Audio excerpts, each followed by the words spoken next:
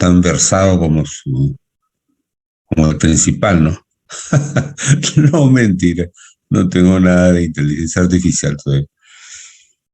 Entonces pasamos la lista y entramos ya Disculpe, en antes de materia. la Sí, lista, quería comentarle sobre el examen final. Pasa que por un pedido de un compañero que tenía un cruce el día 26, martes 26, se realizó una encuesta y pues como el 28 de julio, jueves 28 no se puede dar el examen por feriado, en ese caso la mayor cantidad de votos dio para que se pueda dar el examen el martes 2. No sé si es factible. está Martes 2 dentro de de la agosto. semana de exámenes finales.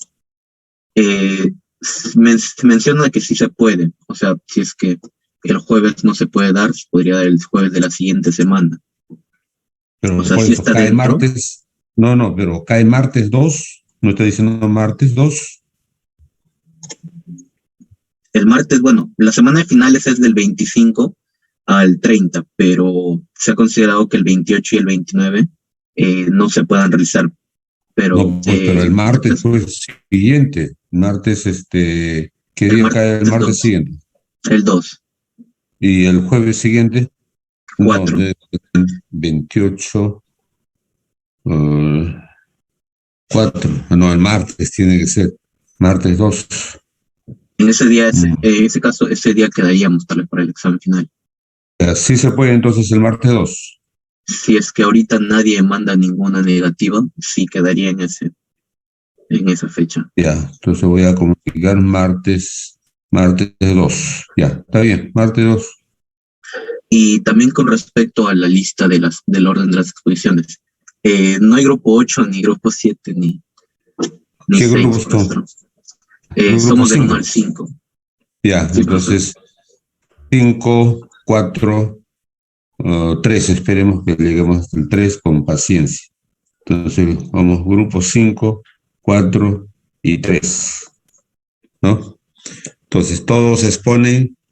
La recomendación general es que, ¿cuál es la diferencia entre conocimiento e información? O sea, la información es decir que fue el año 2000, que fue 3 millones, que fue 4 millones, que fueron 5 millones de personas, etcétera. Esos son datos, información, ¿no? Pero el conocimiento es eh, argumento, fundamento de por qué se habría producido determinado fenómeno, ¿no? Entonces, si ustedes en estos momentos dijeran, bueno, pues se ha producido un incremento en los precios del petróleo y la gasolina, pero pues el fundamento principal no es decir que por el presidente, el primer ministro, el periodismo, etcétera. Eso es, digamos, información, y la información usualmente está altamente distorsionada. Entonces, lo que hay que ir es al conocimiento de decir, pues, los precios internacionales de los hidrocarburos se han elevado tremendamente en el mundo, ¿no? Por parte de los países miembros de la OPEP, que es un cártel, ¿no? Un cártel petrolero que pues conciertan para controlar su producción y elevar con ello los precios en este caso, de todos los hidrocarburos. Para que eso se haga en el contexto de la guerra Rusia-Ucrania, o que en realidad al margen de ese contexto, en épocas pasadas se han producido incrementos de los precios del petróleo hasta cifras astronómicas. Entonces, bueno, ahí lo que vale es que eh, se visualiza el registro de un comportamiento económico que se llama cártel, ¿no? Que es un comportamiento concertado entre pocos grandes productores para aprovechar las oportunidades, y elevan los precios ciertamente, ¿no? Y como se ve, esos precios pues no tienen que ver mayormente con los costos, sino con la oportunidad que ellos ven de pues levantar grandemente la renta petrolera, porque como no tienen competencia, los grandes están agremiados, vamos a decir, en la OPEP. Entonces, la razón principal, ¿no? Ahora, otros argumentos cercanos podrán ser, pues, de que en realidad el petróleo todavía no tiene sustituto cercano. O sea, la electricidad solar, fotovoltaica, eólica o cualquier origen no compite todavía con los hidrocarburos, sobre todo para los automotores. No tienen peligro de competir. Un análisis más sesudo diría, pues, que las empresas de petróleo están elevando sus precios y lo van a mantener alto para recuperar rápidamente las inversiones que han hecho, porque vamos a decir que se avecina una fuerte y masiva sustitución de los automotores a petróleo o a gasolina por los automotores a electricidad, a batería, de fuentes alternativas que no son, pues, digamos, las alternativas de tipo térmico, donde necesariamente queman petróleo para generar electricidad, ¿no? Entonces, eh, mm, digamos, eso una razón por el lado de los costos, ¿no? Pero la otra razón es, por ejemplo, irnos a los principios de la economía y fundamentar algunas de esas razones en base al uso de esos principios de la economía. Entonces, por ejemplo, el precio del oro sube, muy bien, pero ¿por qué sube el precio del oro? ¿No? Sobre todo en épocas de conflicto y que todavía hay mayores posibilidades de conflicto a la escala mundial, ¿no? Porque esta cotización del oro es una cotización mundial.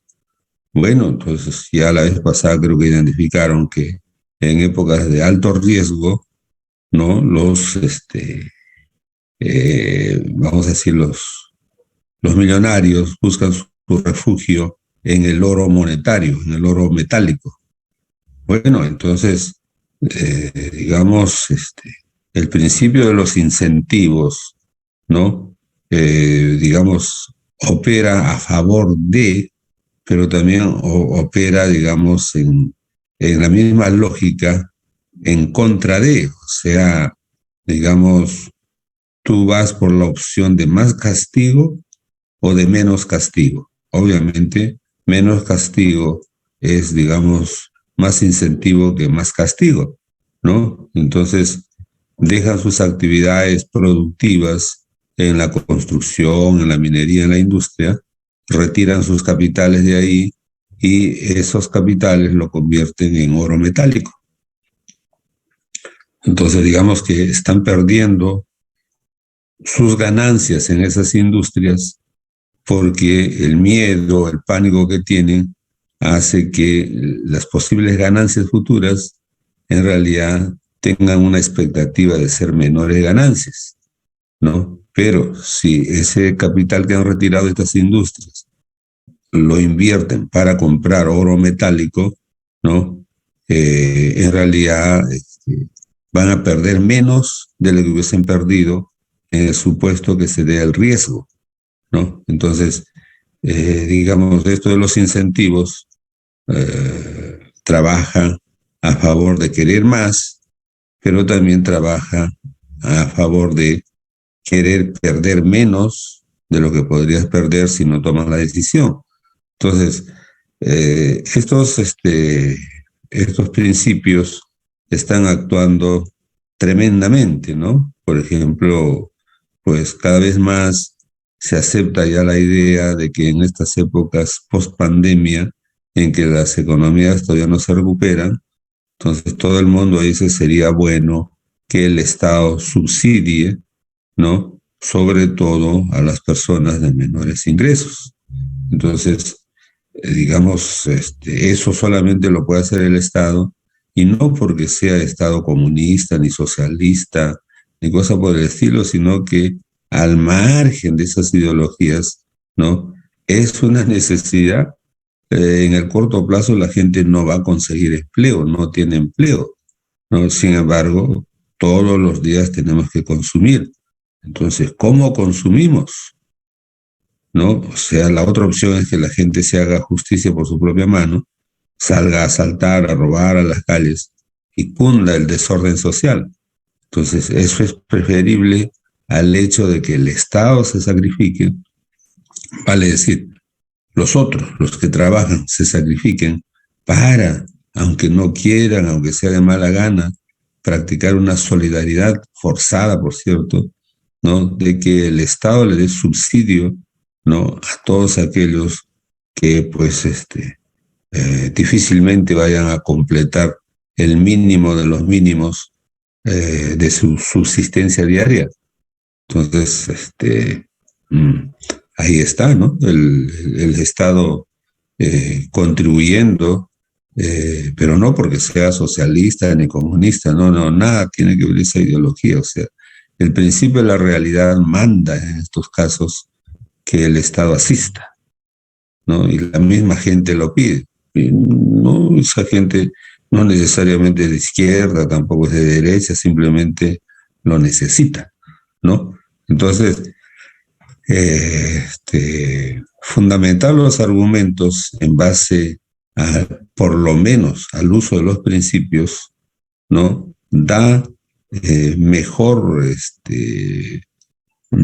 fortaleza, da mejor argumentación que irnos hacia la parte anecdótica, ¿no? De la, como se dice, de la chismografía política, de la chismografía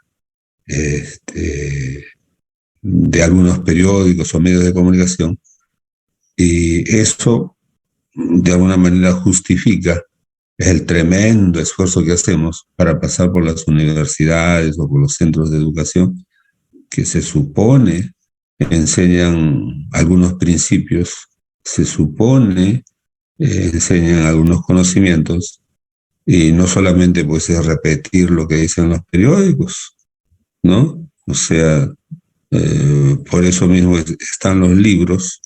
Los libros tienen pues un pensamiento más profundo, un pensamiento más fundamentado, no tienen que ver con las situaciones coyunturales, sino en realidad son observaciones que se hacen de grandes espacios de la historia,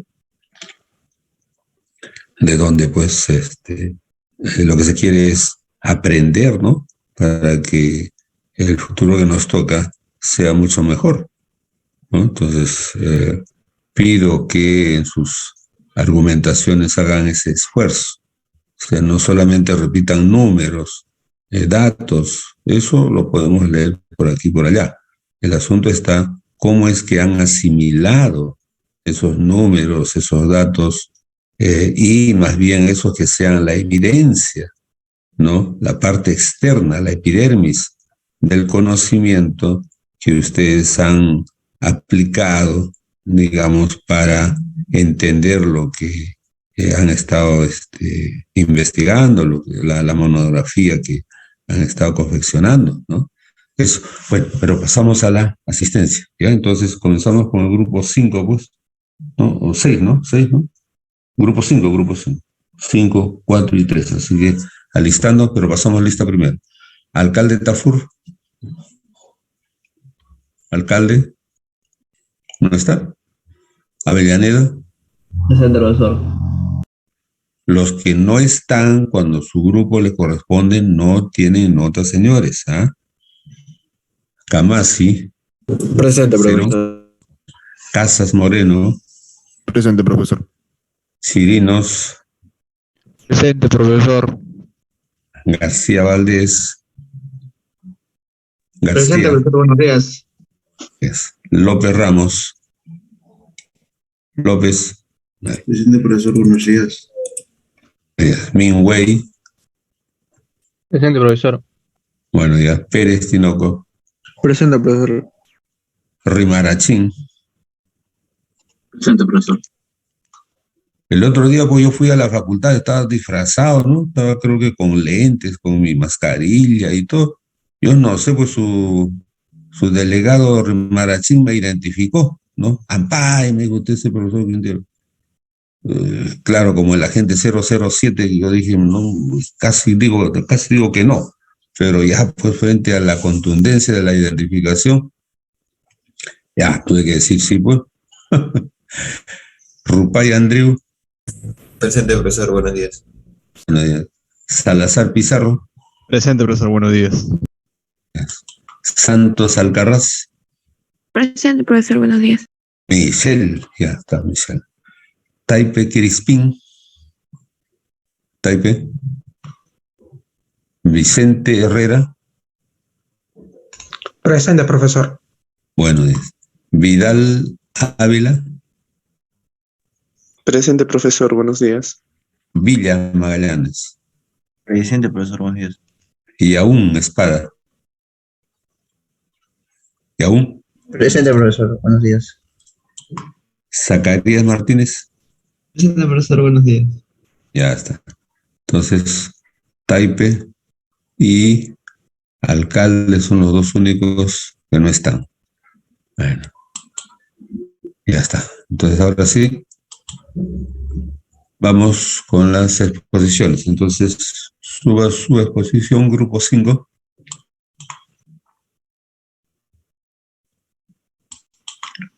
Profesor, disculpe un momento, es que justo los que estudiantes que faltaron son de nuestro grupo.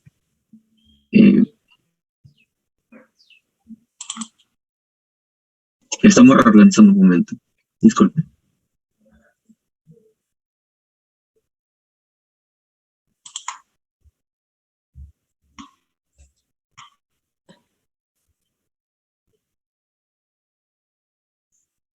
Se supone que todos ustedes duermen en su casa, ¿no? En horas de la mañana, o sea, 100% seguro que están, pues.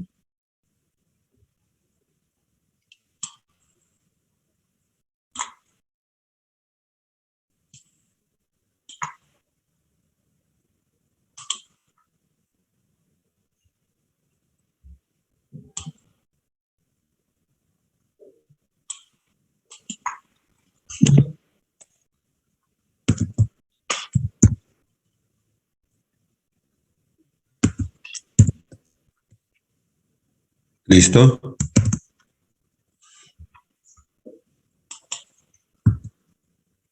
Ahora sí, con paciencia, cada uno de ustedes va a hablar y va a explicar su parte correspondiente, donde tienen que exponer datos, información seguramente, pero también fundamento. Y no se dediquen a leer la presentación. La presentación es para nosotros, los que somos, en términos relativos, los espectadores, ¿no? Ustedes no se van a dedicar a leer lo que está ahí, sino a explicar con sus propias palabras, ¿no? Con paciencia, sin apresurarse. Adelante.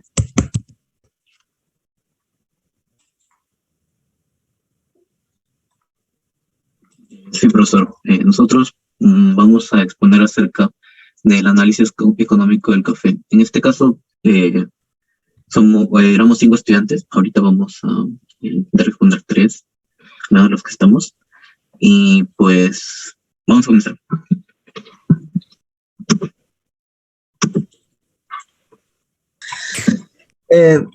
Buenos días, profesor. Primero que nada vamos a hablar acerca de los tipos de café que hay, ¿no? Que son el certificado, bueno, los convencionales y los certificados y de alta calidad, ¿no?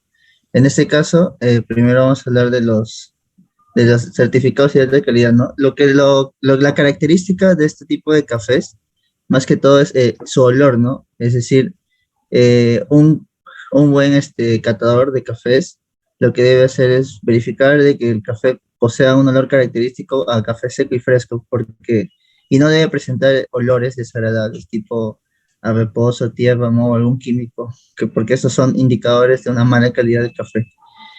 Otro punto son el porcentaje de humedad, ya que cuando el grano de café está entre su intervalo de porcentaje, el café que se obtiene es de buena calidad, ya que si se encuentra por debajo de ese porcentaje, el grano es muy seco, lo cual hace que sea muy difícil el proceso de tostión, es decir, cuando se tuesta el grano de café. Y por el otro lado, si es que se encuentra muy por encima de ese porcentaje, el grano de café se encuentra muy húmedo, lo cual hace que no sea posible el hacer el proceso de trillado ni el proceso de tostación. Y también importa mucho la consistencia del café y el cuerpo, ¿no? Que es lo que también da un indicador de que un café es de alta calidad. Bueno, siguiente, por favor. Y bueno, los convencionales son cafés, más que todo tratados de manera química para ser comercializados por todo el mundo, ¿no? Ya los más conocidos en el Perú son el Nescafé, Alto Mayo, y también hemos puesto otro ejemplo del Colcafé, ¿no? Bueno, siguiente, por favor, vamos a hablar acerca de dos cafés que son los más vendidos y uno es el más caro del Perú. En este caso vamos a hablar del café Misha, que es cultivado en la selva, en la parte de Chanchamayo, por allá por Junín. Su cultivo es totalmente libre de pesticidas o fertilizantes, ¿no? Este café su característica, lo que lo diferencia de los otros cafés, es que este animalito que sale en la imagen, el misayo, que es un animal oriundo de allá, lo que hace es tragarse los granos de café. Entonces, al momento de tragárselos y no poder digerirlos, los bota, pero como grano entero. Después de unas aproximadamente 6 a 7 horas de haber digerido, o bueno, de hacer su digestión. Y de este excremento del misayo, lo que se hace es quitarle la segunda capa a la cascarilla del café, y eso es lo que se tuesta, se muele, y lo que sale es el café, que en este caso es el más caro y el más exótico del mundo, según estudios. Ya que lo que pasa en este proceso de que el misayo se lo come y todo, es que los ácidos de su estómago filtran al núcleo del grano del café, lo que hace que este sea menos amargo, ¿no? Y bueno, su precio está aproximadamente en soles, está a 95 soles por 100 gramos, y su precio en dólares, porque también se vende en Europa, es de 140 euros por 100 gramos. Siguiente, por favor. Y bueno, también tenemos otro café, que es el café Villarrica, que bueno, exactamente se cultivan en un policultivo, ¿no? Tradicional, ya que esto permite un mayor beneficio tanto para el sistema ecológico, y es más beneficioso comparado con otros métodos, como es el monocultivo, ya que aquí se cultivan varios tipos de café para tener una variedad. Y entonces, este café, después de haber sido seguido una serie de procesos tradicionales, y también igual que el café Misha, libre de fertilizantes y lo demás, está dentro del rango muy bueno conforme al protocolo SCA, ya que lo denominan un café que posee un sabor de boca corto, o sea que tiene una baja intensidad con respecto a otros atributos como son el sabor y el aroma, ¿no? Y que presenta un excelente balance, ya que se encuentra en equilibrio entre el sabor residual, la acidez y el cuerpo del café. Entonces, posee un puntaje general muy bueno dentro del mercado mundial de cafés. Bueno, eso sería todo, profesor. Yeah. Ahora, antes de que sigan ahí, recuerden que estamos en el curso de Economía. Recuerden que hemos enfatizado que las cosas, la gente no lo compra porque simplemente sea barato, sea lo más económico o en el otro extremo, porque a alguien le sobre la plata, compra, bueno, lo que quiere. ¿Dónde está la preferencia del consumidor? ¿Dónde está que el consumidor no compra productos? El consumidor lo que compra son bienes, vale decir, cosas que le satisfagan sus necesidades. ¿Dónde está la necesidad? ¿Qué necesidad satisface el café? Adelante. Bueno, el café satisface dos necesidades primarias. No, pero de la exposición. Muéstrame el esquema, lo que han hecho en cuanto a identificar la necesidad y la preferencia. No lo realizamos al menos en la exposición, profesor. Bueno, esa es ahí van a tener ustedes un tiempo adicional para enmendar esa cosa grave.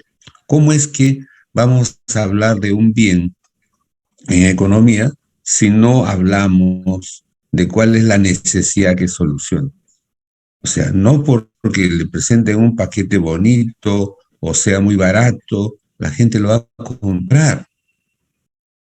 O sea, digamos, economía es que se satisfaga la necesidad de la gente, ¿no? Y esas necesidades, como ya lo has empezado a decir, no solamente son necesidades primarias porque tiene hambre, porque tiene sed, no. Fundamentalmente porque le gusta. Pero ¿qué cosa es el gusto? Porque quiere el café. Adelante, adelante, ya, sigan. De acuerdo. En este caso vamos a continuar ahora con la exportación del café en el Perú. La historia del café, del desarrollo del sector cafetero en el Perú, más que nada comenzó en los años 60 aproximadamente, cuando el Perú se hizo parte de la Organización Internacional del Café, que bueno, es una organización que ayuda más que nada a la exportación de que aproximadamente se creó en 1962. Normalmente se puede saber de que a lo largo de la historia esta organización contribuyó en gran medida al crecimiento de la exportación del Perú, del café en el Perú. Más que nada podemos identificarlo a través de esta gráfica de barras que tenemos aquí, en donde se identifica que con el pasar de los años fue aumentando la exportación de café en el Perú, siendo claro el predominante, el café convencional, pues es de fácil acceso y satisface, se podría decir, la necesidad de la gran mayoría de las personas, que sin requerir a un precio demasiado alto, consigue satisfacer aquella necesidad de por qué las personas lo compran, siendo el café certificado y el de alta calidad, denominados cafés especiales, aquellos que tienen una menor cantidad de exportación, debido a que tienen la misma característica que el café convencional, pero ya tienen un agregado adicional, que en este caso puede ser visto por varias variables, que las vamos a ver al final, ya sea por una de las más comunes, es el aumento de la capacidad de producción, que en este caso lo que realiza esto es de que el café se vuelva de una calidad más alta y por lo tanto las personas que tienen la capacidad de comprarlo, que se encuentran en ese mercado, pueden aportar y por lo tanto satisfacen esa necesidad más exclusiva de querer comprar un café de alta calidad. Es por eso de que se hace esa comparativa entre esos tipos de café. Más que nada también se sabe que el Ministerio de Agricultura y Riego es el que está propiciando de que estas exportaciones del café puedan darse y puedan seguir creciendo a lo largo de los años. Más que nada, el aumento de estas exportaciones del café favorece a las familias y el favorecer a las familias hace de que la gran mayoría de la población siga teniendo dinero en su bolsillo, se puede decir, para poder consumir. Esto hace de que el consumo interno también pueda aumentar. Y si es que el consumo interno aumenta también un poco más, lo que es las exportaciones, pues sigue produciendo. Sin embargo, a gran escala, las exportaciones que vamos a ver van a ser las externas. Ahora nos vamos a basar en un gráfico de la memoria anual del BCR en el 2021, en donde se identifica la producción del café más que nada con el pasar de los años. Esta es la variación que se fue produciendo. Se nota de que hubo un ligero aumento en ciertos años, pero a comparación del decremento, el mayor aumento fue en el 2017. Esto nos permite reconocer de que el café siempre va a estar en variación continua, como lo estuvimos viendo en la gráfica anterior, pero cuando consigue crecer y de forma en exportación, se nota mucho de que aumenta mucho su precio. Al menos como ya hemos visto, el café Misha, que es uno de los más caros en el mundo y el más caro en el Perú, al menos uno de los que termina de generar este gran importe dentro de la economía peruana en exportación. Vamos a ver ahorita las regiones donde se realiza la mayor cantidad de producción de este café para exportación. Tenemos las regiones de Amazonas, San Martín, Pasco, Cusco, Junín, Puno, Huánuco y Cajamarca, siendo varias de ellas aquellas las que tienen una mayor capacidad de exportación, siendo Cajamarca, Pasco y San Martín aquellos que sobresalen, y también un poco Junín. Esto debido a qué? Porque el café Misha en particular viene de las regiones de San Martín y Amazonas. El café Villarrica viene de la región de Pasco y Cusco, en esas regiones. Ahí es donde se realiza ahí es donde se tiene la mayor capacidad de producción, y al menos por los datos se sabe que se tiene una gran superficie de producción, y por lo tanto, al momento de tener esta gran capacidad, al momento de realizar las exportaciones, se sigue queriendo aumentar dicha exportación. Los principales mercados a los cuales se comercializa este producto, más que nada, son en los países de Estados Unidos, Alemania, Bélgica, Colombia y Suecia. Alemania tiene una ligera historia con el Perú, ya que es uno de los países con los que comenzó a comercializar el café que se exportó. Se satisfue su necesidad debido a que Alemania no tiene muchos consumidores, muchos países que consideran exportar el café, y al menos se muestra por medio de datos que tienen una buena conexión, al menos en ese aspecto de exportación del café. Estados Unidos siendo el primero, al menos en el valor de FOB, que es el valor de que toma el precio del café cuando está a bordo de los carreros marítimos, se nota que tiene un mayor precio. Sin embargo, se tiene en consideración al menos que Alemania es el país que más ha tenido este impacto de comercialización con el Perú, a pesar de que los datos indiquen de que Estados Unidos gana por ciertos pequeños, por cantidades bastante grandes. Y pues más que nada se nota esto en el precio promedio que se tiene del café, que en este caso es de $225.46 americanos, que esto se evidencia más que nada ¿por qué es este aumento tan grande? Porque este es un café especial, es más que nada los cafés de Misha y Villa Ruiz. En este caso, vamos a ver las exportaciones de café según los principales países de destino. Estas ya son gráficas en base a lo que vimos anteriormente, pero ya dándonos a conocer un poco mejor cómo fue el incremento entre el 2017 y el 2007. Más que nada viendo de que Alemania fue incrementando cada cierto tiempo más, y Estados Unidos también estuvieron muy afectados. Vamos a ver ahora, con el pasar de los años hasta el 2021, desde el 2010 hasta el 2021, la cantidad de exportaciones de los productos a nivel de café general. Se sabe principalmente que los precios por tonelada tuvieron su mayor ápice en el 2011. Esto debido a que el Perú en ese año en particular tuvo una gran cantidad de exportación debido al favorecimiento de más que nada la agricultura y las temperaturas, vistos por estadísticas del gobierno del Ministerio de Agricultura y Riego.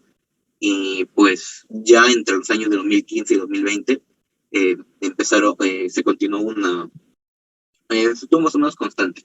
En el 2021 se ve que empezó a crecer, pero pasa que solo hay estadísticas hasta el 2021 pues a finales del 2021 y a inicios del 2022 hubo una pequeña catástrofe que más que nada va a afectar al café y su precio en los próximos años. Pues pasa que hubo una gran cantidad de heladas. Más tardecito vamos a ver, o sea, más después en la exposición vamos a ver cómo es de que afecta esta variable no económica de temperaturas al café. Pero principalmente, como idea principal, se sabe que estas heladas desfavorecieron mucho al crecimiento del café dentro de estas variables, y pues afecta directamente al precio. Y al momento de afectarlo va a ser de que a partir del 2022 se puede ver, estamos prediciendo aproximadamente de que después del 2022 a finales y a inicios del 2023 el café va a volver a este descenso que tuvo, por ejemplo, en el 2011 o en el 2013. Pues ahorita actualmente las cosechas en el café se encuentran destruidas, o muchas de ellas ya han perecido debido a estas heladas. Y pues para los meses venideros no va a haber no va a haber café en stock, se podría decir, en los almacenes de las zonas de producción. Estos son datos acercándonos un poco más en cada uno de los años, viendo cómo fue el crecimiento por meses. Más que nada de aquí podemos extraer cómo es de que es el crecimiento. El crecimiento no es un crecimiento así muy exponencial ni para nada espontáneo. Más que nada sigue creciendo con respecto a cómo va en aumento en los años. El café, al menos el especial, a fin de cuentas no es un café que sube ni baja el precio tan rotundamente. Solo lo hace con respecto a cómo va queriendo las personas más satisfacer su necesidad de mantenerse y entrar en calor, de obtener un poco de energía. Esto más que nada surge en los meses de invierno, que como se puede evidenciar en los meses de entre agosto y diciembre, a veces empieza a subir desde junio, que es donde empieza a hacer más frío. Y pues normalmente aquí aumenta, debido a que, porque en la otra parte del mundo, como es un poco invertida las estaciones, los almacenes de estos países a los cuales se exporta Perú quieren mantener sus almacenes ya llenos, y por lo tanto es por eso de que se realiza esto con antelación. Es algo similar al petróleo, que también se compra con antelación y después se despacha. Le hago esa pequeña analogía para poder equivalerlo. Más que nada estos son valores generales acerca del volumen de exportación que se tiene en los meses de enero y mayo del 2012, porque como sabemos aún no hay gráficas estadísticas ni valores de ningún medio que nos permita identificar o reconocer cómo fueron las exportaciones en el 2022. Estas finalmente terminan siendo comparaciones a través del valor de el FOB que les mencioné, que es el valor que gana un producto cuando está sobre un barco carguero en vía marítima. Y aquí comparamos con respecto al volumen que tiene en sacos de 60 kilogramos. Al menos se evidencia de que tienen una gran variación, y como se les mencionó, en el 2011 fue el pico máximo. Y pues a partir de ahí entró en descenso por dicho suceso que les mencioné de las heladas. Y lo vamos a analizar ahorita en la siguiente diapositiva. Al mismo tiempo también la producción por regiones del café, como hemos visto en el norte, en donde se encuentran más que nada Cajamarca, Amazonas, San Martín, es donde se tiene una gran cantidad de exportación, de producción de exportación en toneladas del café. Esto más que nada se evidencia por el café Misha, que se encuentra ahí. ¿A qué se refiere? De que el café Misha es uno de los cafés más exclusivos. Y por lo tanto, no quiere decir esto de que por ser el más exclusivo se produzca poco. Por otro lado, en otro sentido, sino que se tiene una gran producción. Esto normalmente se evidencia por medio de las gráficas.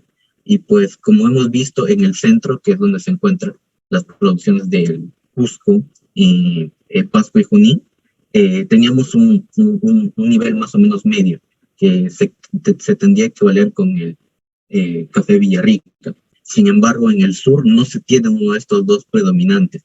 Es por eso de que no tiene una capacidad tan alta de producción. Ya, ahora vamos a ver las variables que generan. Le doy paso a mi compañero. Buenos días, profesor. En esta parte vamos a hablar sobre las variables que generan el cambio del precio del café. Como observamos, hemos obtenido cuatro partes y se han ido clasificando por medidas sanitarias, valores agregados al café, encarecimiento del producto, del proceso de producción y cambio de temperatura, ¿no? Siguiente, por favor, compañero. En esta parte vamos a observar en la parte de variación de temperatura, ¿no? Como observamos en los años anteriores, como viene siendo el año 2010, el cambio climático se ha habido bastante influyente, ¿no? Por las heladas que ocurrían, ¿no? Pues en el caso del café, esto registraron algunas variaciones de las demandas, tanto así como en los precios, ¿no? Observamos que en el 2010 ocurrió un previo a la helada. En el 2011 comienza el frío, ¿no? Y en el 2011 vemos que está llegando a aumentar los precios y la demanda. Y en el 2011 ocurre una helada y en 2012 decae la demanda. ¿Qué podemos obtener a partir de los gráficos, no? Esto conlleva que en el año 2010 observamos que la demanda seguía la curva de D1, ¿no? Teniendo una cantidad demandada de Q1 y un precio razonable de P1. Pero mientras tanto, en el año 2011 comienza el frío y como la cantidad demandada de café aumenta, esto pasa, sin embargo, ¿no? A que la capacidad de producción se mantiene constante. Mientras que siguiendo esto, la capacidad de producción aumenta generando una nueva curva que se viene dando a la demanda 2.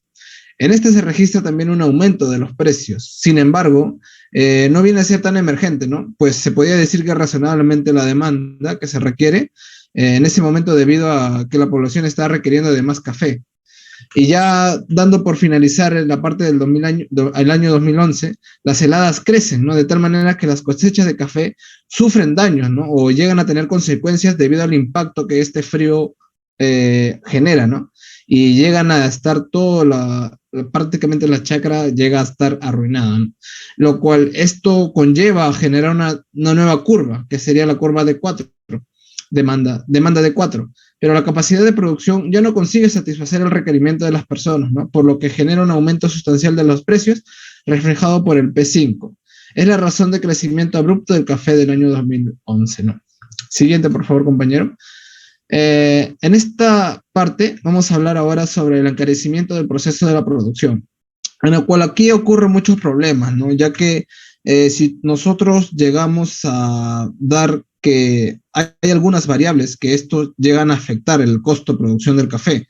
Pues si nosotros consultamos a los productores, cuánto cuesta producir un kilo o saco de café, los productores no llegan a saberlo, ¿no? Y esto realmente los incapacita para poder presupuestar efectivamente y asignar recursos durante el año, ¿no? Poniéndolos en una situación de vulnerabilidad. Bueno, por supuesto, ¿no? Hay algunas cosas que afectarán este modelo y que pueden fluctuar con el tiempo. Pero cuando hay devaluación en cada país de la moneda local, esto afecta el costo de producción.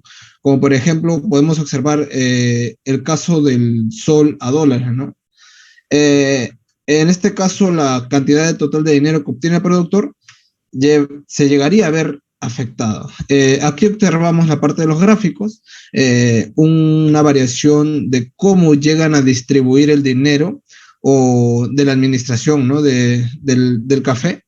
Observamos los países latinoamericanos, ¿no? Que principalmente son algunos exportadores de café. Ahí justamente observamos nuestro país, que es de Perú, que conlleva tener un porcentaje de administración, que también conlleva la parte de cosecha, la mano de obra, suministros, infraestructura y la renovación. Siguiente, por favor, compañero. Aquí en esta parte hemos observado, ¿no? Que sabemos que el café es uno de nuestros principales productos agrícolas de exportación y su producción brinda trabajo a más de 250,000 familias, según el Ministerio de Desarrollo Agrario y Riego, ¿no? Que es Midagre en este caso. Pero no obstante, ¿no? Su desempeño de los últimos años ha venido a la baja, pues muestra y no llega a mostrar signos de recuperación, ¿no? Debido a esta pandemia que hemos tenido y ha afectado a la mayoría de trabajos. Pues según cifras de la SUNAT, desde el 2011, años de los mayores envíos del café peruano, las exportaciones han llegado a caer, ¿no? A menos de la mitad. Y al pasar de 1.598 millones de dólares a 646 millones, ¿no? Que viene a ser en el año 2020. Entre enero y julio del 2021 observamos una gran baja. que viene a ser las exportaciones de este producto, ¿no? Y alcanzaron un valor de 157 millones, lo que representa caída del 0,2% y el 13,8% respecto al mismo periodo de 2020 y 2019, ¿no? Pero se observa también que es el menor valor enviado en la última década. De otro lado, las cifras de la SUNAT indican que el café peruano llegó a más de 40 países entre enero y julio del 2021. Como podemos observar, Estados Unidos es uno mayor, ¿no? Es uno de los mayores demandantes. Perú lidera la lista, ¿no? Con un crecimiento del 6% respecto del 2020. Y le siguieron otros países, tales como viene a ser Alemania, Colombia, Canadá y Bélgica, ¿no? Y en conjuntos estos países representan el 67,8% del mercado total, ¿no? De nuestras exportaciones de café. Siguiente, por favor. Y bueno, y eso vendría a ser todo, ¿no? Muchas gracias, profesor.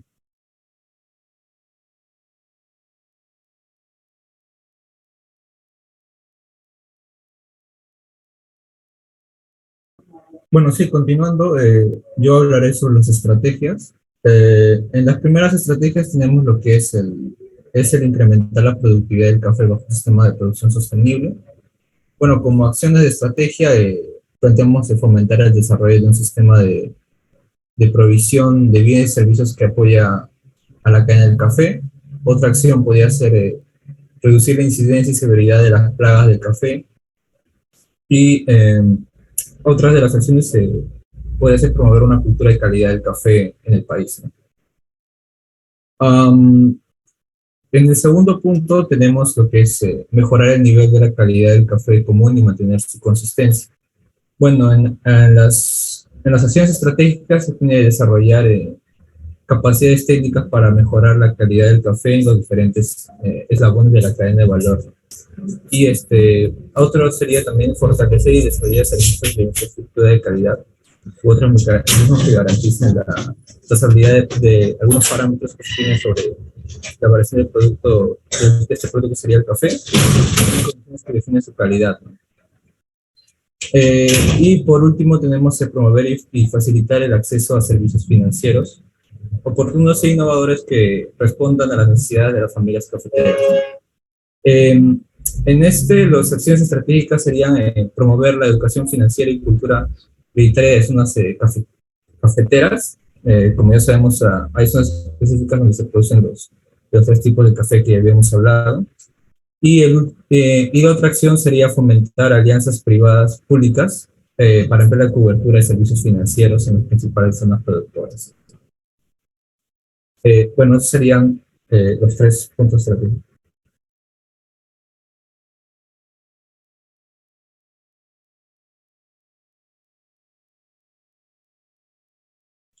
¿Terminó?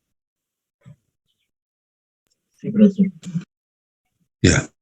Ahora, precisamente, el anterior expositor que presentó la gráfica de las sucesivas curvas de demanda con una curva de oferta, que hacia el final se pone vertical, ¿no? Para reflejar precisamente que la capacidad productiva y por tanto la oferta llegó a su límite, pero que sin embargo, digamos, la demanda obviamente solicita volúmenes por encima de esa máxima capacidad de producción, generándose pues precisamente un incremento de precio, ¿no?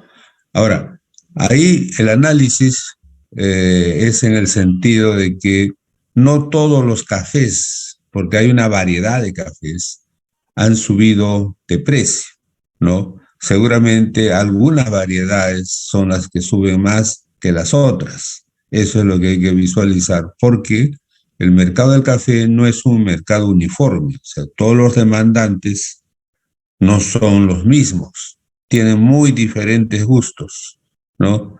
Y en el mundo, precisamente, y por lo mismo, salen diferentes productores u oferentes, ¿no? Para atender precisamente esas diferentes demandas. Entonces, cuando uno se pone a pensar por qué Colombia le compra café a Perú y sobre todo del mejor café, entonces, ¿cuál es la estrategia comercial implícita, digamos, de algunos empresarios colombianos que compran café a Perú? ¿No? Ustedes habrán examinado en las latas de café que dice, pues, café, por ejemplo, café peruano envasado en Colombia. Entonces, pónganse a pensar. No sé si en Colombia habrá café colombiano envasado en Perú. Lo otro es que es algo parecido a lo que pasa en las pastas de dientes, ¿no? Ustedes examinen, de vez en cuando dice pasta de dientes XX hecho en Argentina, importado para el Perú. Otras veces de la misma marca dice hecho en Chile, importado para el Perú, ¿no? Otras veces efectivamente dice simplemente hecho en Perú. Entonces, claro, lo que son las marcas multinacionales varían la intensidad de su producción según obviamente dónde pueden minimizar costos, ¿no? Y bajo el supuesto de que para esa marca, ¿no? Para esa intensidad del café, hay segmentos de mercado que quieren ese producto en Chile, en Perú, en Colombia, en Costa Rica, obviamente lo importan hacia esos sitios, ¿no? Para precisamente ganarse la gracia del consumidor y vender, ¿cierto? Entonces ese movimiento es constante y ahora organizacionalmente eso se puede hacer porque pues hay empresas multinacionales que trabajan simultáneamente en diversos mercados y para lo cual las marcas son muy importantes. Algunas marcas son comunes para diversos mercados, otras veces pues hay marcas exclusivas por país, aunque el producto en esencia es el mismo, pero las marcas son para cada país. Y esas son estrategias comerciales, ¿no?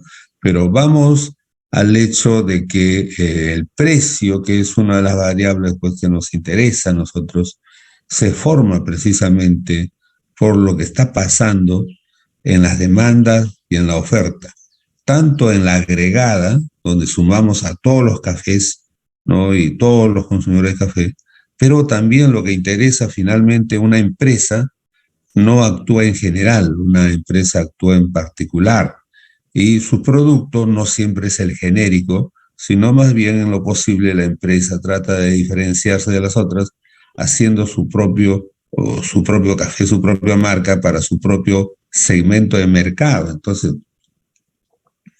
eso en cuanto a lo que más uno puede visualizar, ¿no? Lo que puede visualizar, lo que puede ver.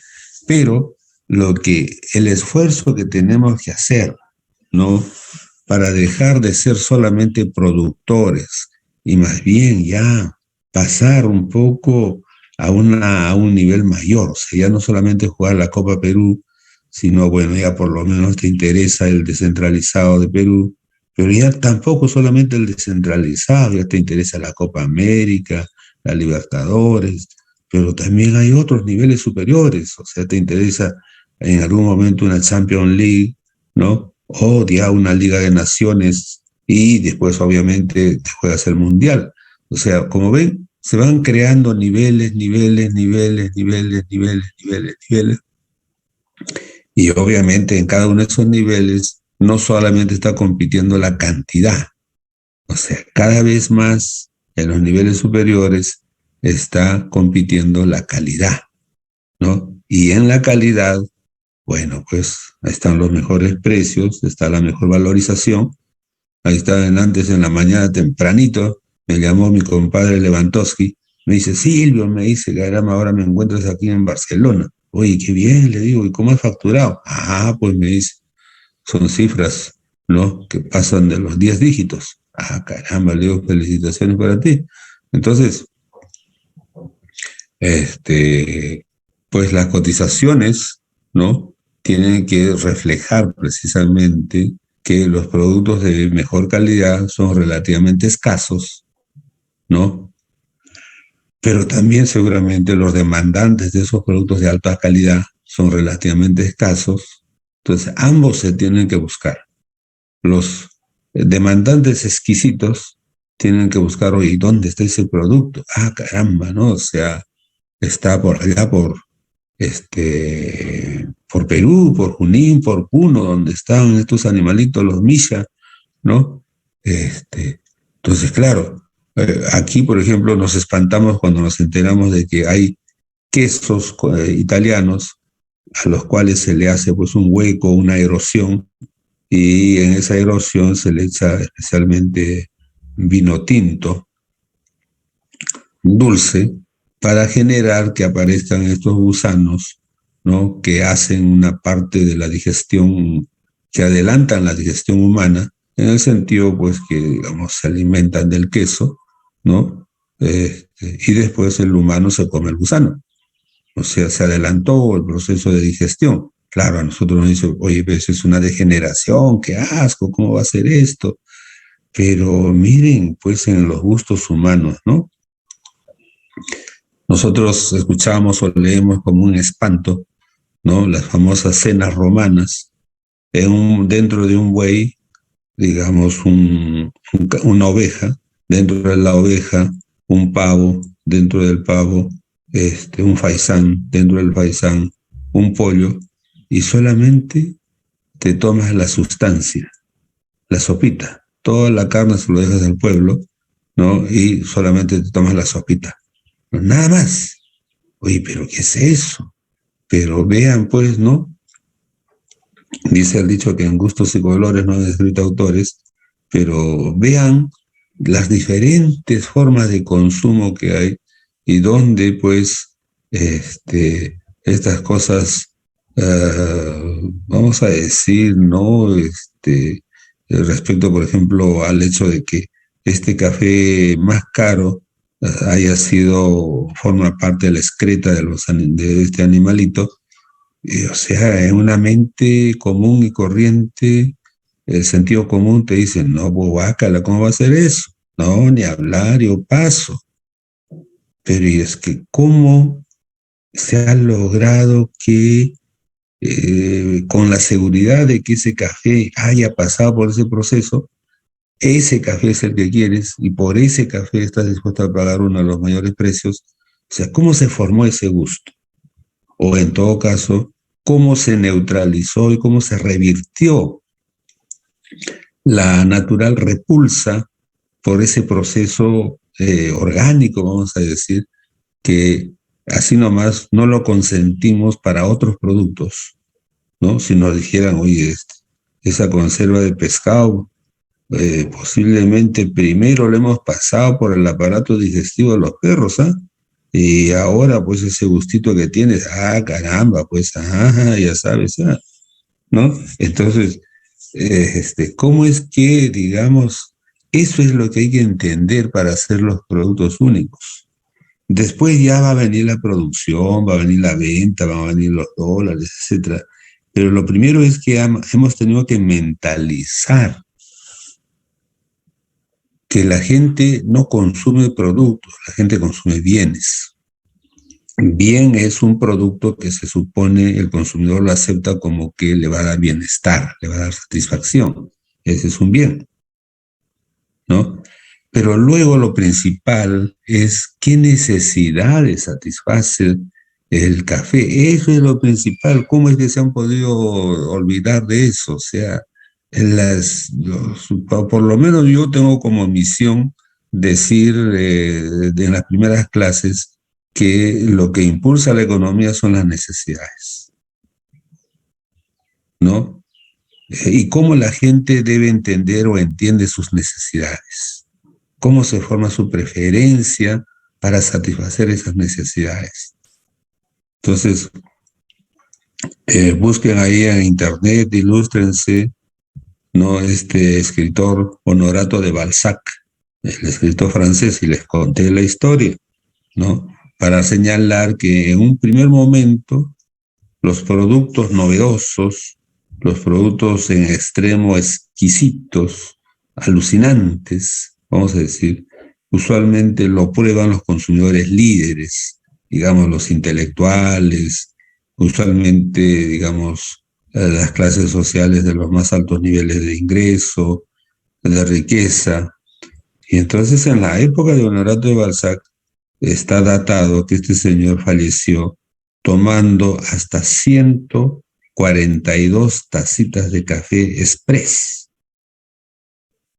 ¿Qué cosa es el café express? Obviamente es una tacita casi de tamaño de un dedo, ¿no? Y de medio kilo de café le sacas el extremo, la esencia. Y en aquella época eso se tomaba con su puntito de sal y obviamente con su puchito, con su cigarro. Entonces, pues obviamente los efectos de esa concentración, ¿no? Eran alucinantes. Yo creo que ahora nadie toma ese nivel de concentración de café. Alucinantes, pero solo así la gente lo tomaba. Y dado los efectos que producía, ¿no?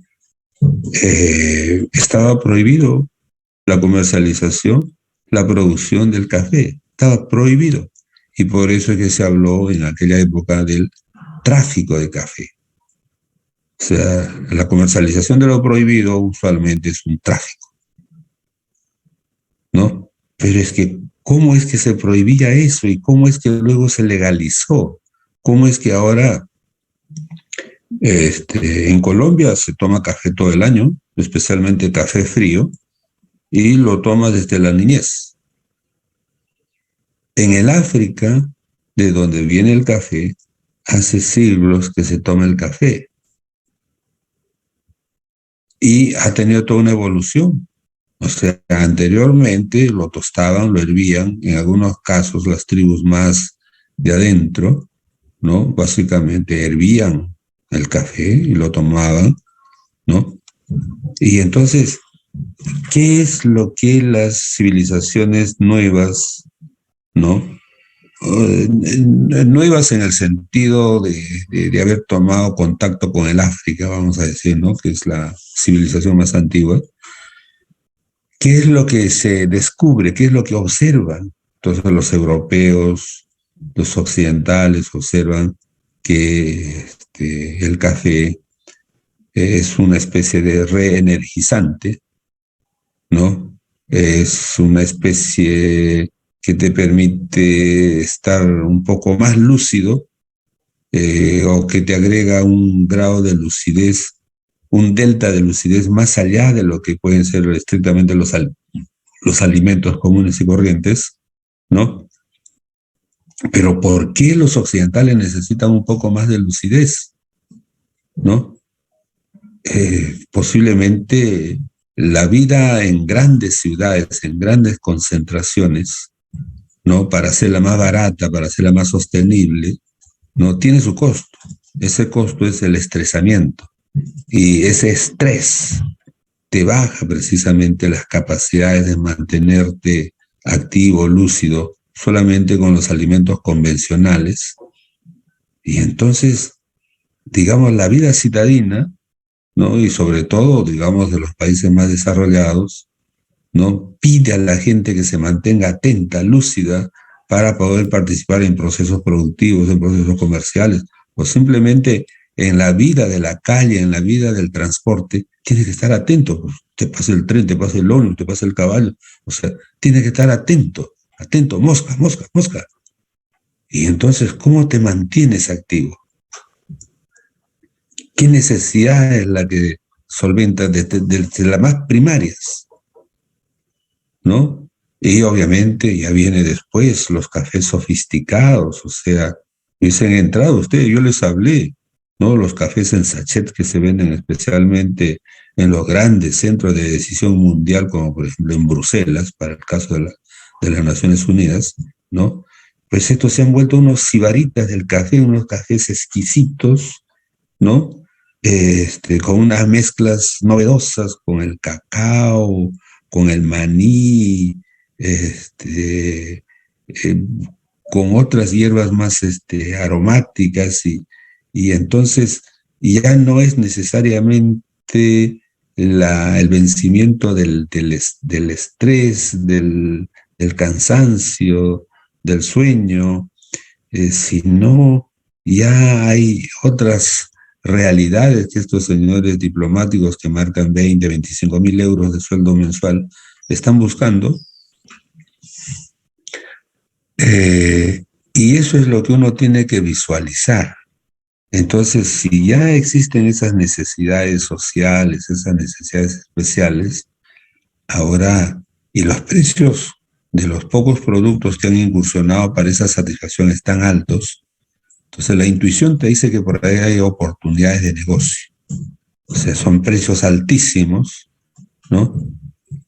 Y entonces los que están buscando oportunidades, emprendimientos, esas son las necesidades que tienen que entender, ¿no? Y entonces ahora la pregunta es, si yo entro ahí, veo que puede ser altamente rentable.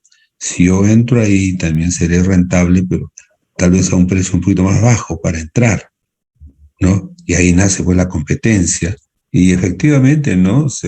Todo precio alto va a terminar bajando, porque la entrada de la competencia es inevitable. O sea, la competencia va a entrar, ¿no? Y eso es lo que tenemos que estar observando continuamente, ¿no? Entonces, si quieren hacerle un agregado adicional a las necesidades y a las preferencias, tienen hasta el día jueves. Pero si ya quieren quedarse con su nota, que ya la tienen ahora, ya ahí nomás lo dejan, ustedes me dicen, ¿no? Máximo hasta el día jueves los espero para hacer el ajuste de esa parte, necesidad y preferencia por el café. Y finalmente, pues ya ustedes ven que el café ya se legalizó. O sea, ya la producción, la comercialización del café, ¿no? Se legalizó, y el café como el cacao están entrando o son promovidos como productos, digamos, de lucha contra la coca, ¿no? En el supuesto que, digamos, ese producto no debe prosperar, ¿no? Pero, digamos, en esas zonas donde la rentabilidad de muchos productos es baja, ¿no? La rentabilidad del cacao y del café es relativamente alta, no tan alta obviamente como el caso de la coca y la cocaína asociada, pero digamos es alta, ¿no? Entonces, eso. Bueno, ahora comencemos, ya, gracias hasta ahí, grupo 5, más bien pasemos al grupo 4 y avancemos lo máximo que podamos con el grupo 4. Adelante, grupo 4.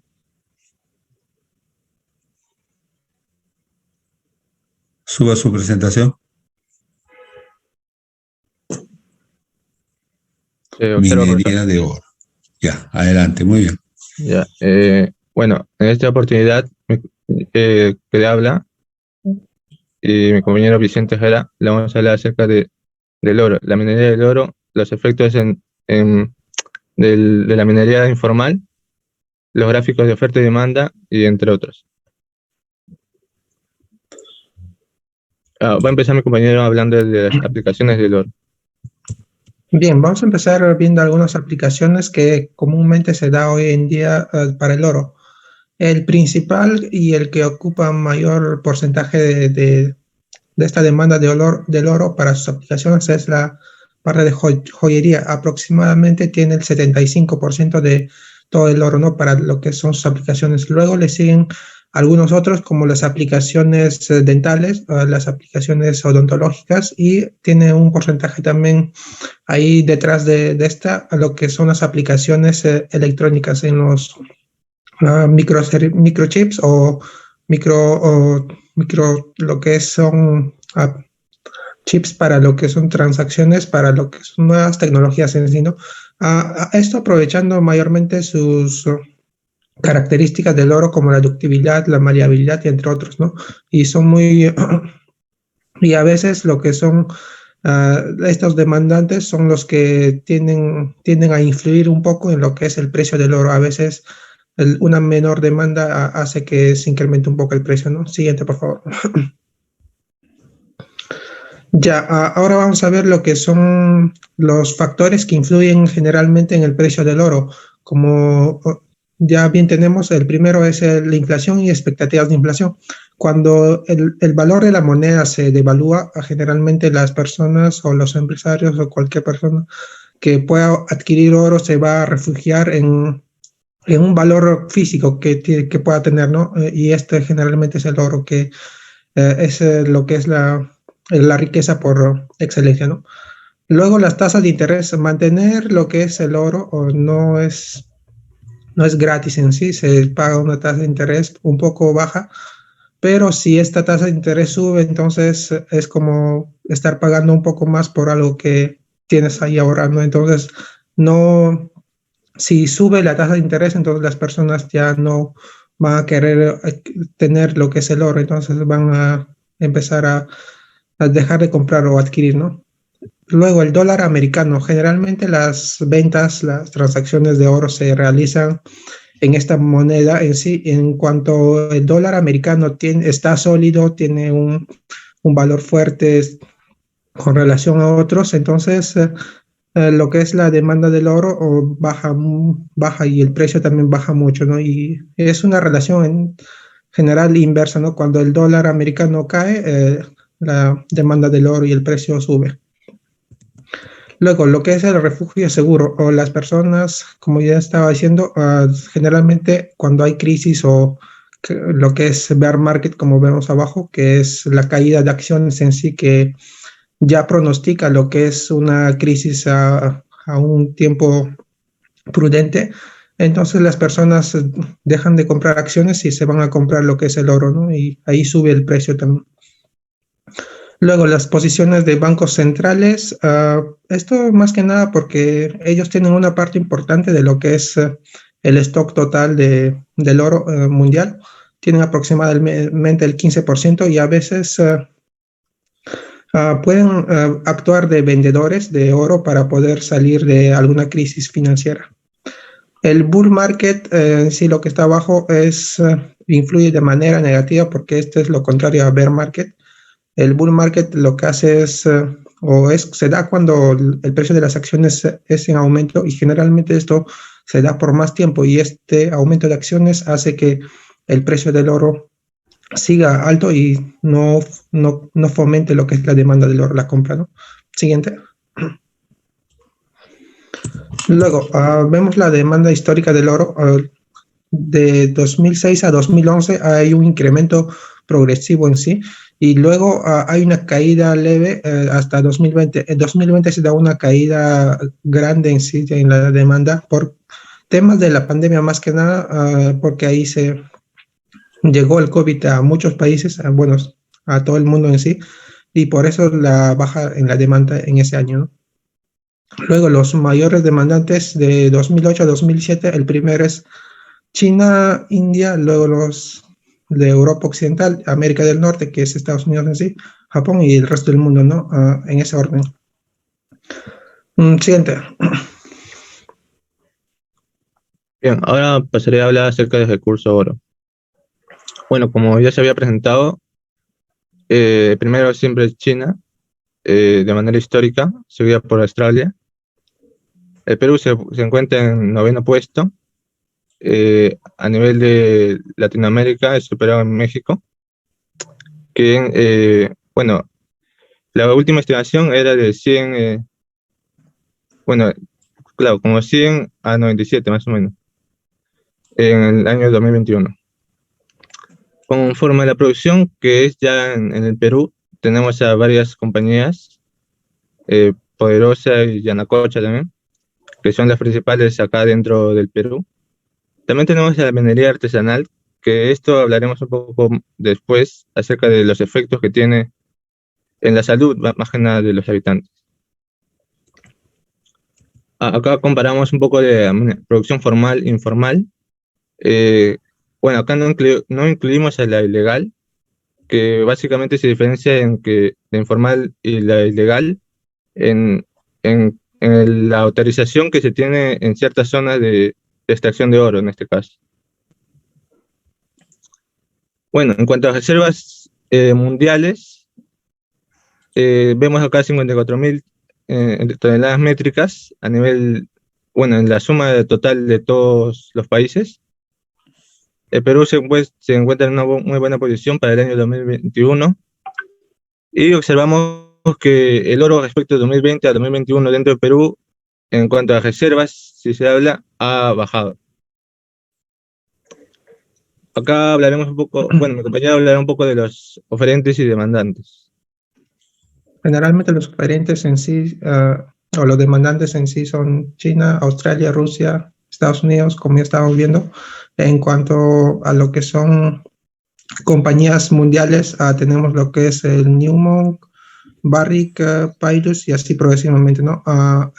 Según el año 2021. Las dos primeras, que son Newmont y Barrick, están también en el Perú. El primero, que es Newmont, que opera en lo que es Cajamarca, y el segundo, que es Barrick, está en lo que es el departamento de Ancash, ¿no? Está operando ahí. Siguiente. Bien, en cuanto a los demandantes, sí, ya hemos visto ya el gráfico, pero era de 2008 a 2007. Esto es ya para el 2018. Como vemos, China e India son los mayores demandantes de oro, ¿no? Compran mayor China. Generalmente, algunas publicaciones dicen que compra oro o está acumulando oro para prepararse para una guerra comercial contra Estados Unidos, pero son solo rumores, ¿no? No hay una razón cierta en sí, pero lo que se ve sí es la gran demanda que tiene respecto al oro. Y Estados Unidos le sigue con un porcentaje menos alto, y ahí ya son otros países, ¿no? La gran diferencia se ve en los dos primeros. Siguiente. Bien, continuaré con el balance del mercado de precios del oro. Bueno, como ya se había dicho anteriormente, el balance es positivo, dado que la oferta es mayor a la demanda, siempre el oro en histórico, de 2018 a 2017 en este caso. El precio ha ido variando de manera irregular. La tendencia, y esto lo veremos más adelante, es que la pendiente de la demanda sea positiva, curiosamente, y de la oferta sí es positiva. Bueno, acá vemos a través de los años cómo el balance es positivo. Esto ya lo habíamos visto. Acá la variación del precio del oro, que de manera año por año lo explicaremos en un cuadro. Bien, ahora, bueno, esto es lo que se nos había pedido sobre todo acerca de los efectos de la minería informal. Tenemos contaminación con mercurio, destrucción de bosques, de suelo y problemas en la salud de las personas cercanas. ¿Por qué contaminación de mercurio es el más importante en este caso? Hablemos un poco del mercurio. El mercurio bueno, existe en varias formas, ¿no? Elemental, que viene a ser el metálico, e inorgánico, a la que la gente se puede ver expuesta en ciertos trabajos. También tenemos el orgánico, ¿no? Que penetra el cuerpo vía alimentaria. Bueno, estas formas del mercurio difieren por su grado de toxicidad y sus efectos sobre el sistema nervioso e inmunitario. También en el aparato digestivo, la piel, los pulmones, los riñones, los ojos. El mercurio presente de forma natural está en la corteza terrestre y puede provenir de la actividad volcánica, la erosión de las rocas o la actividad humana, como en este caso.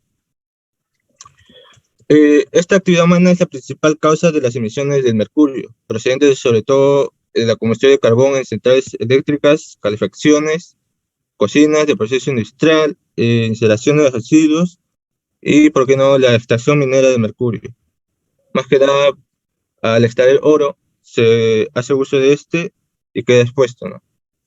¿Por qué destruye bosques? Es que básicamente lo deja infértil a la zona que está cercanas.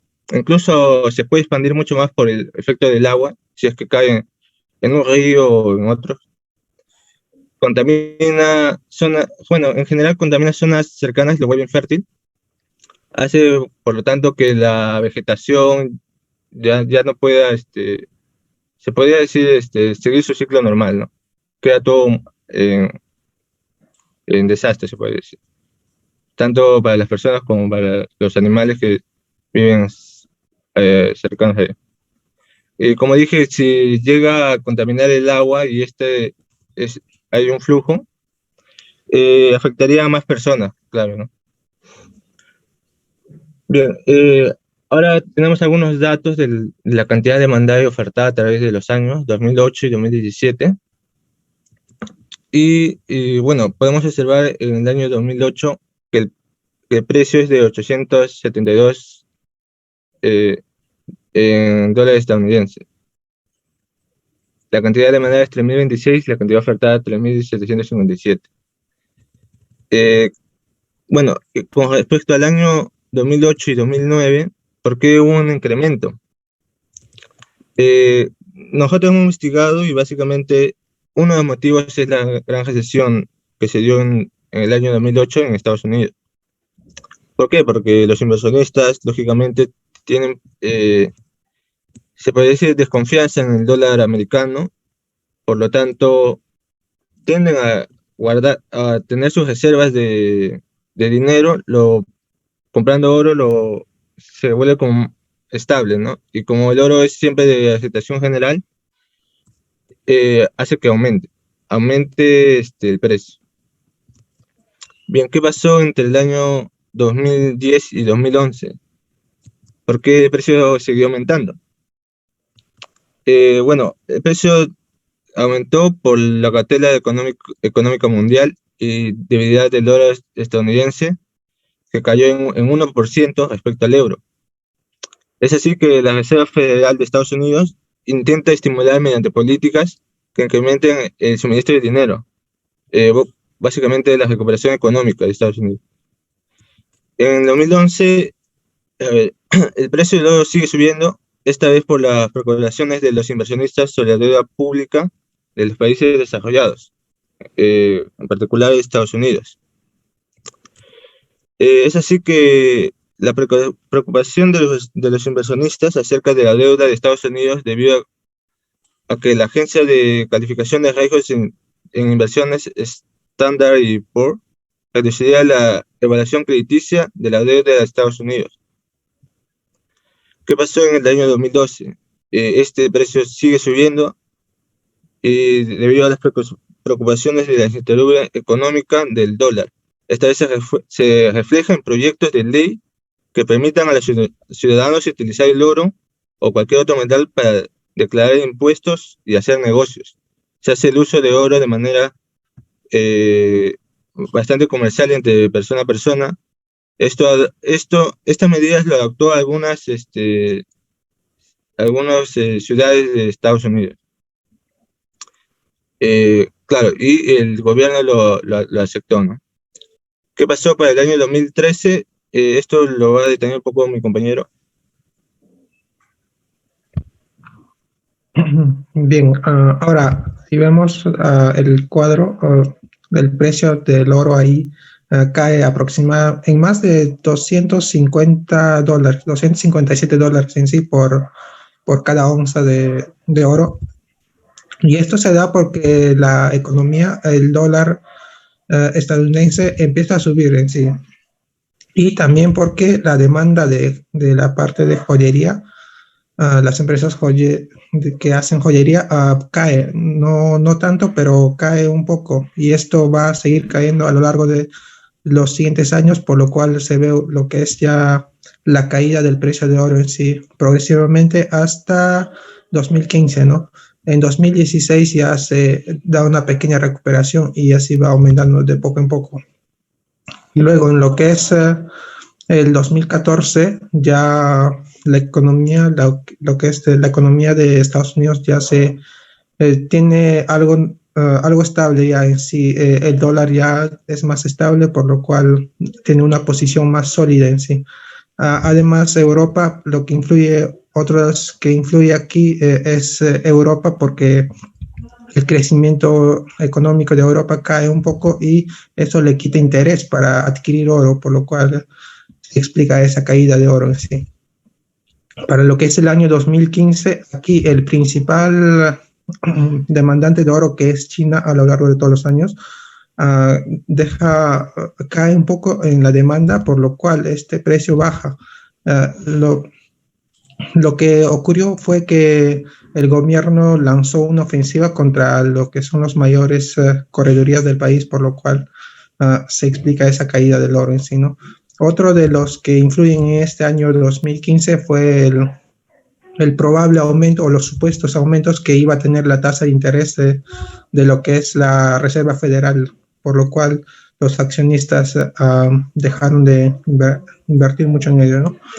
Para lo que es el año 2016 ya se ve el incremento de lo que es la parte de joyería, por lo cual es un factor que influye mucho en sí porque tiene la mayoría de las aplicaciones del oro en sí. Además, otro de los factores que influye aquí en la alza del precio fue el referéndum de Reino Unido que se decide por marcharse de la Unión Europea en sí, ¿no? Ya para el último año en análisis, que es el 2017, las ventas aquí son impulsadas por lo que son India, China y América del Norte, o sea, Estados Unidos, las cuales aumentan su demanda, además que las joyerías siguen aumentando aproximadamente en 4% respecto al año anterior, su demanda en sí, ¿no? Por lo cual sube el precio del oro respecto al año anterior. Siguiente. Bien, continuaré con los gráficos tomando referencia a los datos anteriores. Veremos de 2008 al 2009 y de 2016 al 2017 y después un gráfico que viene a ser el histórico de 2008 al 2017. Vemos que en el 2008 y 2009 los comportamientos son los comunes. La demanda exponente negativa y la oferta exponente positiva. Como vemos, las ecuaciones están a la derecha. Bueno, en economía también se suele expresar como la cantidad de... Bueno, básicamente en función del precio y no al revés, pero es la misma gráfica, ¿no? Se observa que efectivamente se puede decir que se cumple la ley que comúnmente sea. Acá vemos ya una tendencia para el año 2016 y 2017, contraria a lo que se ve comúnmente. La ecuación de la demanda tiene pendiente positiva, la ecuación de la oferta negativa, justo lo contrario a lo que se ve comúnmente. Y esto no se puede decir que solo es en estos 2 años, porque a continuación veremos el histórico, claro, haciendo un ajuste, y vamos a observar lo siguiente. También, acá tomamos todos los datos de 2008 a 2017, en donde también se observa los puntos de azul son los obtenidos de la gráfica, la línea es el ajuste que se ha dado, los puntos del otro color que viene a ser la oferta, sí es efectivamente exponente positiva, como se espera, pero en la demanda no ocurre lo mismo, ¿no? Se espera básicamente una pendiente negativa. Los motivos pueden ser lo que ya hemos expuesto a través de los años. Mi compañero va a dar la conclusión final. Algo que acotar antes de terminar un poco esta parte de la conclusión es que las crisis que se viven generalmente son los que causan la variación en el precio del oro. Por ejemplo, en el 2020, que ya es el año de la pandemia en sí, que está expandido, el precio del oro alcanza lo que es $2.062,92 estadounidenses por cada onza de oro, ¿no? Esto en el día de 6 de agosto de 2020. Esta alza se ve por lo que es ya la pandemia, las incertidumbres que causa, y también por lo que es la guerra comercial entre China y Estados Unidos. China y Estados Unidos son los mayores demandantes en sí. Esto ya quiere decir que algunas causas como mundiales pueden elevar mucho el precio del oro en sí. Entonces, los sucesos que se puedan dar a lo largo de los años pueden influir mucho en lo que es el precio del oro en sí. pero estos generalmente no siguen este patrón general, ¿no? Porque hay más incertidumbre y la gente empieza a comprar más, mientras haya menos incertidumbre en el mercado, la gente no, empieza a comprar menos, ¿no? Y esto es algo inversamente proporcional, como se podría decir, ¿no? Generalmente el oro no es como un valor agregado, sino como un bien por excelencia en sí. Bueno, eso sería todo, profesor.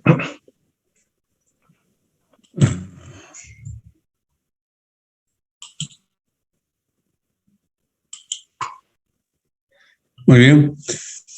Entonces, bueno, pues el oro para Perú es un producto importante, ¿no?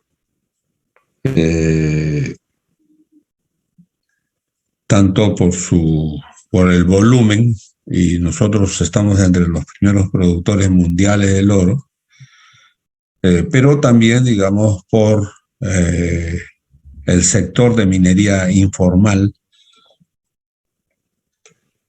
e ilegal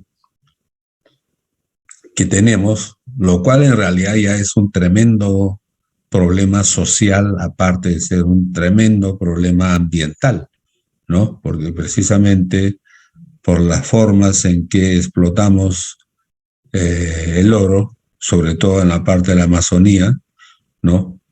Somos unos grandes contaminadores del ambiente, ¿no? Entonces, tenemos nosotros problemas en la producción, problemas en el medio ambiente y problemas sociales derivados de la explotación informal e ilegal en muchas partes del Perú, por ejemplo, en las partes de las cordilleras de Puno, tenemos minería informal, Madre de Dios, minería informal, y que ni se diga, pues acá en la parte de Patás, en la parte de La Libertad, ¿no? Tenemos minería informal, lo cual genera un mercado subterráneo en el sentido de que el oro continuamente está fluyendo, ¿no? Y al no pasar por los mercados formales, posiblemente perdamos muchas oportunidades de que el oro incluso pueda tener una mayor cotización, ¿no? Pero, digamos, estas formas,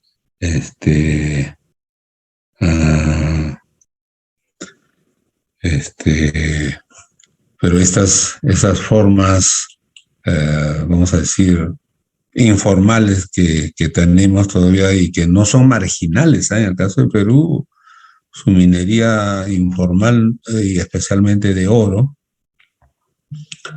no es no es marginal, ¿eh? Sino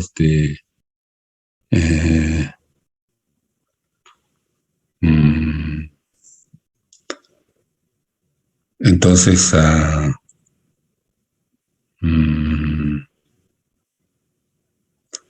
es una cosa pues importante, ¿no? Entonces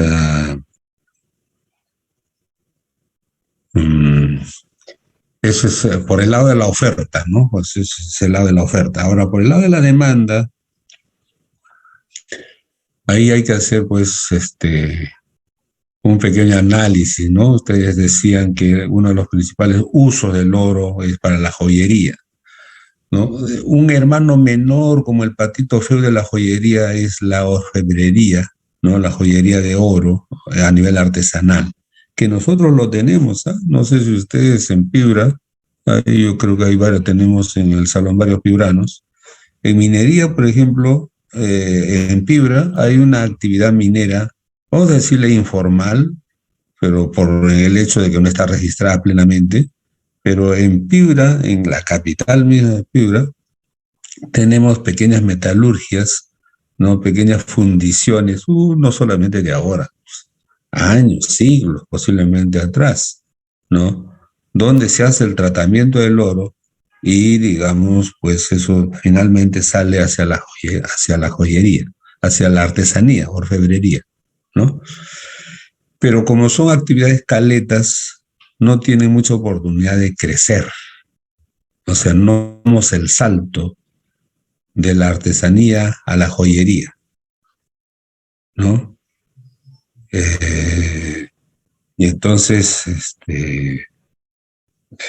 eso obviamente hace que el gramo de oro trabajado en Perú no sea tan alto como, por ejemplo, el gramo de oro trabajado en Israel. Nosotros exportamos oro a Israel, ¿no? Israel es un gran productor de joyería y de joyería, pues, de alta calidad, ¿no? Y en el oro, como en muchos otros productos originarios que nosotros tenemos, pues no somos los más excelentes, ¿no? En darle el valor agregado. O sea, no somos los más excelentes en darle valor agregado al oro, a las conservas de pescado, al maíz, o a la quinoa. O sea, son las materias primas como siempre. Pero ¿y el valor agregado? ¿No? ¿Cuál es el esquema para el valor agregado? ¿Cómo? O sea, entonces ahí poco a poco tendremos que descubrir, ¿no?, de que nosotros no podemos soñar en producciones a gran escala, porque no tenemos ahorros, no tenemos capital, no tenemos, mejor dicho, para invertir. Entonces son sueños de opio pensar que el Perú pueda tener una gran producción de cualquier cosa. No lo tiene. ¿Por qué? No tiene ahorros, ¿no?, para invertir. Entonces, nuestra estrategia como estrategia social, vale decir, una estrategia accesible a las mayorías, ¿no?, y de ahí que crezcan, es efectivamente creer primero en el gradualismo. Comenzar de pequeños, pero tener una perspectiva de crecer en el tiempo. Pero tampoco a un crecimiento descomunal, porque esos crecimientos que implican luego producciones de gran escala, primero ambientalmente son poco sostenibles, para la geografía que tenemos no es lo más indicado, ¿no? Nuestra geografía, digamos, como una limitante de recursos, da para una variedad tremenda de producciones, pero de pequeña o de mediana escala, en lo que son producciones de valor agregado, ¿no? Y dentro de eso, pues, está la posibilidad de la artesanía, de la joyería, ¿no? O sea, en términos de recursos naturales, todos los países que están alrededor de los Alpes europeos, ¿no? En los Alpes sigue habiendo cualquier cantidad de minerales, ¿ah? Hay oro, hay plata, tiene todos los minerales que nosotros tenemos, ellos no tienen. Pero no lo explotan porque la mano de obra es carísima. Entonces no les sale negocio explotar. Lo segundo, son más inteligentes que nosotros en esa parte, no quieren fregar su medio ambiente, no quieren contaminar sus ríos. O sea, ellos han tomado conciencia antes que nosotros respecto a que ese tipo de producciones los contaminan, los friegan. Entonces, pues ellos han dicho, pero ¿para qué vamos a fregar nuestro medio ambiente si estos productos los podemos importar y más baratos de África, de América Latina, de cualquier otro sitio? Los que han estado viendo y hacen el seguimiento a este famoso concurso de la Tour de France, ¿no? Y ya están recorriendo, creo que ya como 800, 900 kilómetros, pasan por una serie de pueblitos. Lo que ustedes pueden ver ahí es que en el caso de los franceses, que tienen magníficas tierras, ¿no?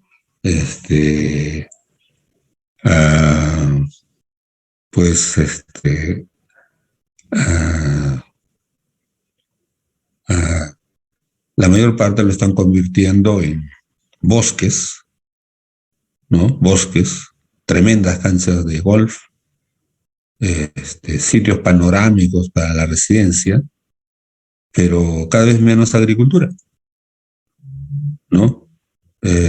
Y eso implica para ellos cada vez menos minería, porque no tienen necesidad O sea, alternativamente les es más barato llevarlo de cualquier otra parte del mundo.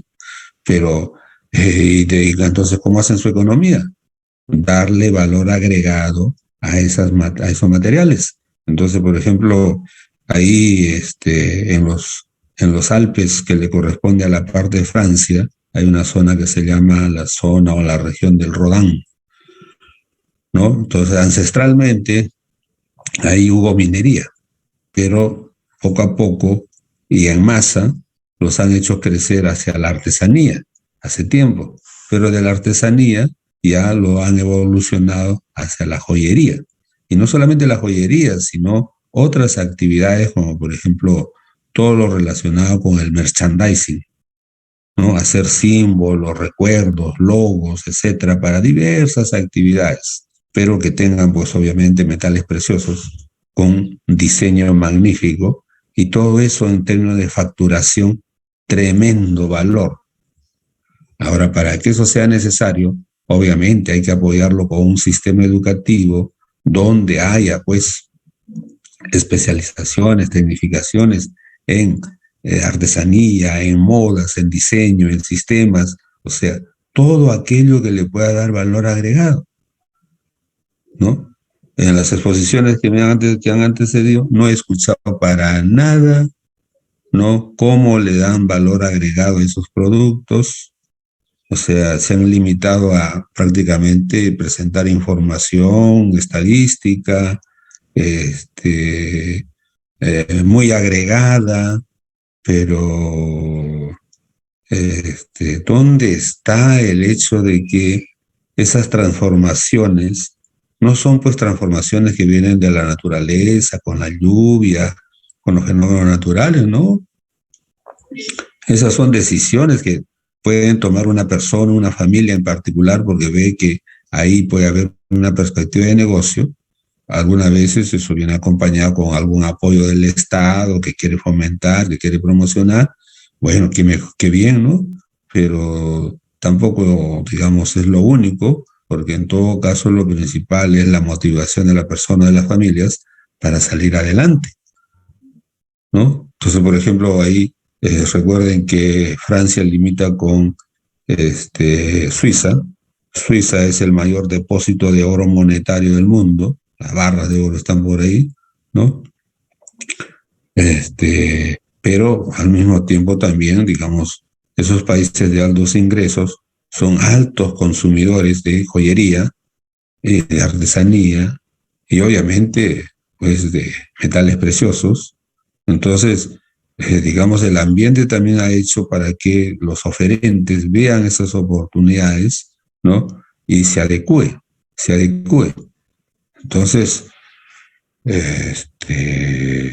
esos artesanos, esos orfebres, esos joyeros, también gozan de altos ingresos, ¿no? Y bueno, pues tienen una vida, un nivel de bienestar familiar, social importante, ¿no? Que debe ser también nuestras aspiraciones, ¿no? O sea, la cosa es aquí no solamente vender, pero ya, vendes, pero ¿para qué? Se supone que vendes para tener un nivel de vida bueno, ¿no? Para tu familia, para tu vecindario, para tu región, para tu departamento, ¿no? Entonces, tenemos que tener constantemente ese deseo de agregar valor. Agregar valor. O sea, no solamente hacer por hacer, sino agregar valor, ¿no? Con ese valor vamos a mejorar nuestro bienestar, ¿no? Vamos a mejorar nuestro bienestar y vamos a hacer que las cosas sean un poco más complementarias y puedan coexistir. Yo les narré, creo que les he dicho mi propia experiencia, ¿no? En el caso de Mónaco, está al pie del mar, está ahí, ¿no? El gran casino con las grandes tiendas de marca alrededor de los casinos, pero en la parte superior de Mónaco, que es una parte rocosa, montañosa, bueno, han buscado que conservar digamos, la ganadería caprina, mucha cabra. En Mónaco mismo se toma, lo principal que se toma es leche de cabra, queso de cabra, manjar blanco de cabra, o sea, los dulces, los chocolates son de cabra, eso es lo más caro, lo más exquisito, ¿no? O sea, y eso es una producción ancestral de siempre, de esa parte, ¿no? Y ya obviamente hacia los costados, en la parte más plana, ya ahí está la agricultura, ¿no? Obviamente es una agricultura que se ufana de ser orgánica, ecológica, de preferencia de pan llevar, más que ser una agricultura de volumen, ¿no? De pan llevar, y también una agricultura cada vez más especializada por tipo de productos, ¿no? Entonces ellos ufanan de tener casi como 400 tipos de queso, de tener como 800 marcas diferentes, no solamente marcas, sino sabores de vinos, aparte de los otros licores especializados que han sacado, ¿no? Pero, digamos, un poco orientado hacia segmentos de mercado, pequeños segmentos de mercado, que les guste, en cierto modo, digamos, esa singularidad de el sabor, textura, color, etcétera, que cada uno de esos productos representa, ¿no? Y generar, digamos, pues la máxima satisfacción, o sea, como se dice, darle en el gusto, ¿no? Y la gente está dispuesta a pagar incluso un poco más por su gusto, que va un poco más allá ya de la necesidad misma, ¿no? Y eso obviamente hace que estos productores, entre comillas, primarios, tengan tantos ingresos como sus pares, vamos a decir más, entre comillas, manufactureros, o como sus pares más del sector servicios, digamos, de las boutiques, de la comercialización, de los bancos, etcétera, etcétera, ¿no? Entonces, que la diferenciación de los ingresos no sea tan abismal como lo es ahora, siempre y cuando también, digamos, los más primarios comiencen a especializar sus productos, ¿no? Entonces, esa es un poco mi, vamos a decir, mi invocación para en estos trabajos ponerles ese punch adicional. Muy bien, pues solamente hemos trabajado con el grupo 5 y el grupo 4. Entonces el jueves tenemos grupo 3, grupo 2 y grupo 1. Ya, grupo 5 y 4 que quieran hacer mejoras a su trabajo, lo hacen hasta el día jueves, ¿no? O de lo contrario ya lo presentan y se quedan con la nota de la presentación actual. Bien, señores, entonces nos vemos el día jueves para culminar con las exposiciones. Gracias. Muchas gracias, profesor. Gracias. Profesor, disculpe, no se olvide que me está buscando para el 2 de agosto, para el examen final. Sí, ya lo apunté. Eso ahorita mismo lo voy a pasar ahí al área académica. De acuerdo, muchas gracias. Gracias, señores. Nos vemos el día jueves. Gracias.